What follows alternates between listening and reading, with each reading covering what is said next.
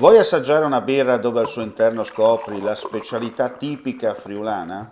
Lumi Beer, il prodotto ricavato in 20 ettari di terreno coltivato orzodistico, biodiversità, performance ambientale.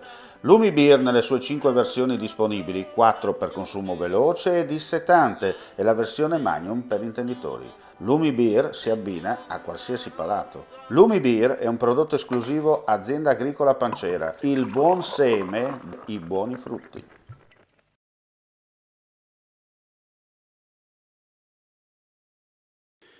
La pala d'altare raffigurante la Visitazione di Maria, opera del pittore goriziano Francesco Caucig, 1755-1828, considerato uno dei protagonisti del neoclassicismo europeo, dispersa durante la Grande Guerra, è stata restituita dal comandante dei Carabinieri per la tutela del patrimonio culturale, generale di brigata Roberto Riccardi, al sindaco di Gorizia Rodolfo Ziberna.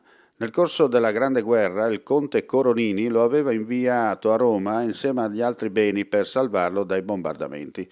I militari del reparto specializzato dell'Arma, che dall'aprile 2016 operano in Friuli Venezia Giulia e Trentino Alto Adige a tutela del patrimonio culturale, sotto la guida del maggiore Lorenzo Pella, hanno individuato e sequestrato la pala d'altare in una galleria d'arte di Roma.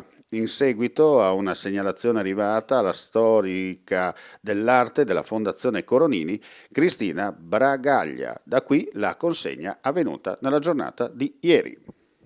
Claudine, locale per palati fini e buongustai, dove si mangia, si beve e si respira bird, Collio e Quay.